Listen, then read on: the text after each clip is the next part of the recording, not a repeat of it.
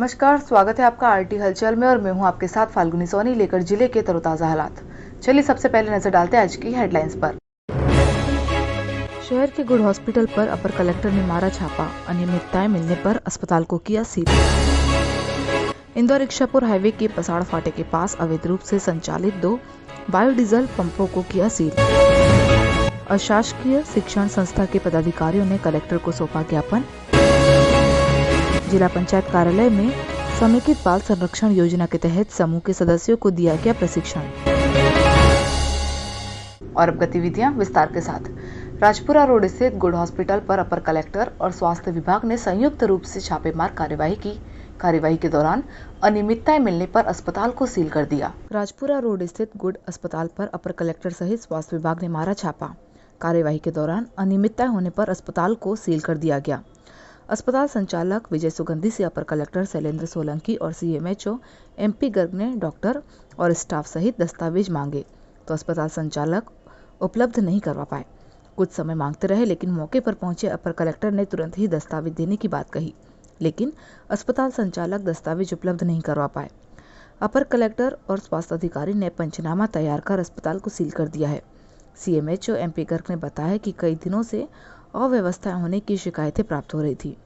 यहाँ पर डॉक्टर भी नहीं है, 10 बेड की परमिशन है और अभी यहाँ पर 20 से 25 मरीज भर्ती है। जब इस संबंध में अपर कलेक्टर शैलेंद्र सोलंकी से बात की तो उन्होंने बताया कि शिकायत को लेकर आज जांच करने पहुंचे, लेकिन यहाँ पर कोई डॉक्टर नहीं था और नर्सिंग स्टाफ भी नहीं है, लेकिन इसके बावजूद भी मरीजों को भर्ती कर उपचार किया जा रहा है और यहाँ 10 बेड की परमिशन है, लेकिन इसके बावजूद भी 20 से 25 बेड लगाए गए। बहुत सी अनियमितताएं होने पर अस्पताल को सील कर दिया है। काफ़ी दिनों से ये शिकायत थी कि जिस अस्पताल में अव्यवस्थाएं हैं और नियमाविरुद्ध काम किया जा रहा है, इसलिए उसकी जांच के लिए मैं और एडीएम साहब यहाँ पर आए थे। तो हम लोगों ने यहाँ जांच की, उसकी क्या क्या यहाँ अव्यवस्थाएं हैं और नियमों के विरुद्ध क्या काम होगा उसकी जाँच कर। अभी तक जो जाँच में हम लोगों को ये मिला कि इनकी परमिशन 10 बेड की थी और 25 पेशेंट यहाँ लगभग 25 पेशेंट भर्ती हैं। परमिशन इनके पास 10 ही बेड की। दूसरा इनका रेडियोलॉजी का कोई रेडियोलॉजिस्ट यहाँ इनके पास नहीं है। इनके पास पैथोलॉजी के लिए भी कोई परमानेंट स्टाफ नहीं है। पैथोलॉजी के लिए ऑपरेशन थिएटर है पर कोई एनेस्थेटिस्ट या ऐसा कोई परमानेंट नहीं है।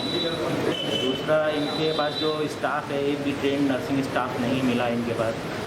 एक शिकायत हम लोगों को प्राप्त हुई थी कि शिकारपुरा थाना अंतर्गत जो कृष्णा रेस्टोरेंट है उसके ऊपर गुडलक हॉस्पिटल है वो अवैधानिक रूप से चल रहा है। तो मैं और सीएमओ साहब यहाँ पर दोनों टीम को लेकर के आए हैं। हम लोगों ने सबसे प्रारंभिक तौर पे देखा कि यहाँ पर प्रॉपरली कोई डॉक्टर अवेलेबल नहीं है और नर्सेज भी कोई अवेलेबल नहीं है। इंदौर इच्छापुर हाईवे के बसाड़ फाटे के पास अवैध रूप से संचालित हो रहे 2 बायोडीजल पंपों पर कार्यवाही करते हुए एसडीएम और नापतौल विभाग ने दोनों पंपों को सील कर दिया है। इंदौर इच्छापुर हाईवे के बसाड़ फाटे के पास अवैध रूप से चलाए जा रहे बायोडीजल पंप पर आज छापामार कार्यवाही करते हुए एसडीएम ने दोनों ही पंपों को सील कर दिया है।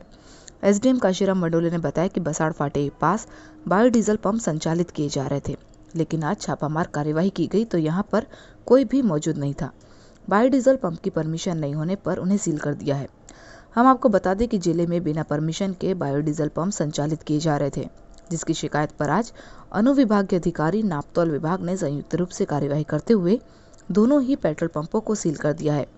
आगे भी इसी तरह शिकायतें प्राप्त होने पर कार्यवाही करने की बात कही। देखिए, बुरहानपुर जिले में 2 बायोडीजल पंप संचालित है। इनके द्वारा आज हम शिकायत पे जांच की जा रही है। वर्तमान में दोनों पंप बन पाए गए हैं। यहाँ पे कोई नहीं है कि किनके द्वारा संचालित किया जा रहा है। अब चूँकि इनके द्वारा किसी प्रकार का यहाँ पे कोई नहीं है और ऐसा पता चला है कि इनके पास किसी प्रकार की अनुमतियाँ नहीं है, इसलिए इन दोनों डीजल पंपों को बायोडीजल पंप को सील करने की कार्रवाई की जा रही है। और शासकीय शिक्षण संस्थान के पदाधिकारियों ने जिला कलेक्टर कार्यालय पहुंचकर कलेक्टर को ज्ञापन सौंपकर आरटीआई के तहत हुए एडमिशनों की राशि की मांग की। गुरुवार को कलेक्टर कार्यालय में मध्य प्रदेश प्रांतीय अशासकीय शिक्षण संस्था संघ ने कलेक्टर को ज्ञापन सौंपकर मांग की है। कक्षा 1 से लेकर 8वीं तक की शालाएं करीब 1 साल से बंद है, जिसके चलते पालकों के माता पिता स्कूल नहीं आ रहे हैं, जिससे कि स्कूल की फीस भी नहीं दे पा रहे, जिससे हम आर्थिक स्थिति का सामना कर रहे हैं। शिक्षकों का ज्ञापन के माध्यम से आरटीआई के तहत होने वाले भुगतान की मांग की है। समिति के नीलेश महाजन ने बताया कि 1 से 8वीं तक के स्कूल बंद होने के कारण हमारे सामने रोजी रोटी का संकट खड़ा हो गया है।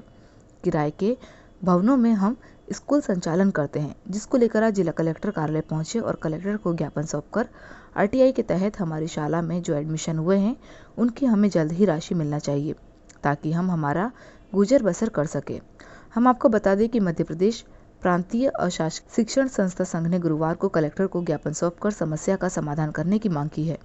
सर, हम लोग सब प्राइवेट स्कूल एसोसिएशन से हैं, मध्य प्रदेश प्रांतीय अशासकीय शिक्षण संस्था से हैं और हम लोग साल भर से आर्थिक तंगियों का सामना कर रहे हैं। बहुत परेशान हो गए हैं। 4-6 महीने से हम लोग ज्ञापन दे के परेशान हो गए हैं। डीपीसी साहब के पास जा रहे हैं हम लोग कि हमें आरटी की कभी सहायता मिल जाए तो हम थोड़ा सा सांस ले पाएंगे, लेकिन सर की तरफ से भी हमें 4-5 महीने से सिर्फ आश्वासन पे आश्वासन मिला जा रहा है, कोई भी एक्शन नहीं लिया जा रहा है। आज कहाँ पहुँचे और क्या कहा? सर, आज हमने कलेक्टर ऑफिस में ज्ञापन दिया है और अभी मैडम से मिलने के लिए आए, जिला पंचायत सदस्य मैडम से मिलने आए हैं। कलेक्टर साहब ने भी हमें आश्वासन दिया कि आप जाके मैडम से मिलिए, तत्काल उस पर कुछ न कुछ निराकरण किया जाएगा। क्या नाम आपका? मेरा नाम Asif Khan, MK memorial convent high school. जिला पंचायत कार्यालय में समेकित बाल संरक्षण योजना के तहत समूह के सदस्यों को 1 दिवसीय प्रशिक्षण दिया गया। इसमें बालकों के अधिकार की विस्तार से जानकारी दी गई। महिला बाल विकास विभाग द्वारा जिला पंचायत कार्यालय में 1 दिवसीय समेकित बाल संरक्षण योजना को लेकर जिला स्तरीय स्रोत समूह के सदस्यों को प्रशिक्षण दिया गया। शाहपुर परियोजना अधिकारी महेश मेहरा ने बताया कि 1 दिवसीय जिला स्तरीय स्रोत समूह के सदस्यों को प्रशिक्षण दिया जा रहा है। प्रशिक्षण में बच्चों के अधिकार सहित कानूनों की विस्तार से जानकारी दी गई। इस दौरान बड़ी संख्या में समूह के सदस्य मौजूद थे। शिक्षण दिया जा रहा है यहाँ समेकित बाल संरक्षण योजना अंतर्गत हम जिले स्तर पर जो स्रोत समूह है DRD, जो आगे चलकर ब्लॉक स्तर पर स्कूलों में, ग्राम पंचायत स्तर पर प्रशिक्षण देंगे, उनको तैयार करने के लिए प्रशिक्षण दिया जा रहा है। इसके अंतर्गत बच्चे से संबंधित समस्त कानूनों के बारे में जानकारी दी जा रही है। किशोर न्याय अधिनियम और पॉक्सो एक्ट और अन्य जो बाल विवाह निषेध कानून, इनके बारे में जानकारी। कोरोना महामारी को देखते हुए शहर के वरिष्ठ पत्रकार त्रिलोक जैन ने अपनी बाइक पर एक होल्डिंग चस्पा किया है, जिससे लोगों को मास्क पहनने के लिए जागरूक कर रहे हैं। के वरिष्ठ पत्रकार त्रिलोक जैन ने अपने बाइक पर होल्डिंग चस्पा किया है, जिसमें लिखा, कोई नहीं चाहता आपको फोटो फ्रेम में आए, इसलिए मास्क जरूर लगाए। हम आपको बता दें कि कोरोना संक्रमण के चलते वरिष्ठ पत्रकार त्रिलोक जैन शहर में लोगों को मास्क लगाने के लिए जागरूक कर रहे हैं। गली गलियों में घूमकर पत्रकार त्रिलोक जैन जन जागरूकता फैला रहे हैं और मास्क लगाने के लिए लोगों को प्रेरित कर रहे हैं। वरिष्ठ पत्रकार त्रिलोक जैन की इस कार्य के लिए लोग जमकर प्रशंसा भी कर रहे हैं। मेरा केवल आम जनता से एक ही निवेदन है, मास्क लगाएं, खुद भी सुरक्षित रहें, औरों को भी सुरक्षित रहें। कोरोना संक्रमण से बचने के लिए मास्क रखना। क्या स्लोगन लिखा गया आपको?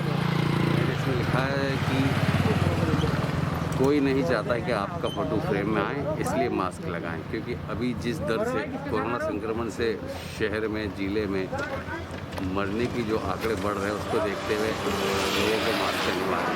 मास्क ही सबसे बड़ा वैक्सीन है। बुरहानपुर से बसाली जा रही बस डोजर फाटे के पास अनियंत्रित होकर पलट गई, जिसमें 5 यात्री गंभीर रूप से घायल हुए। पुलिस ने बस चालक पर मामला दर्ज कर दिया है। धूलकोट क्षेत्र के डोजर फाटे के पास बुरहानपुर से बोरी बसाली जा रही अनफिट जिलानी बस बेकाबू होकर पलट गई।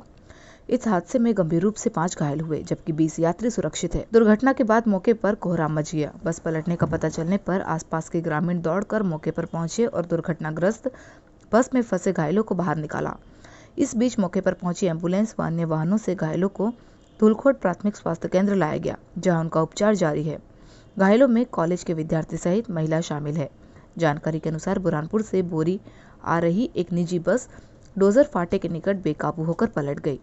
घायलों को धूलकोट के प्राथमिक स्वास्थ्य केंद्र में चिकित्सालय पहुंचाया गया। घायलों का उपचार चल रहा है। पुलिस ने बस चालक के खिलाफ धारा 269, 373 के तहत केस दर्ज किया है। जिले में कुपोषण में कमी लाने को लेकर शहर के नियामतपुरा क्षेत्र की आंगनवाड़ी में पोषण ट्रैकर मोबाइल ऐप के माध्यम से आंगनवाड़ी कार्यकर्ताओं को प्रशिक्षण दिया गया। शहर के नियामतपुरा क्षेत्र की आंगनवाड़ी में पोषण ट्रैकर मोबाइल ऐप के माध्यम से आंगनवाड़ी कार्यकर्ताओं को प्रशिक्षण दिया गया। सेक्टर सुपरवाइजर मंजूश्री ठाकुर ने बताया कि 25 मार्च से 27 मार्च तक पोषण ट्रैकर मोबाइल ऐप के माध्यम से आंगनवाड़ी कार्यकर्ताओं को प्रशिक्षण दिया जा रहा है, ताकि यह आंगनवाड़ी कार्यकर्ता आंगनवाड़ी में आने वाले बच्चों की माताओं को इस ऐप के माध्यम से पोषण की जानकारी दे सके, जिसको लेकर आज इन्हें प्रशिक्षण दिया गया।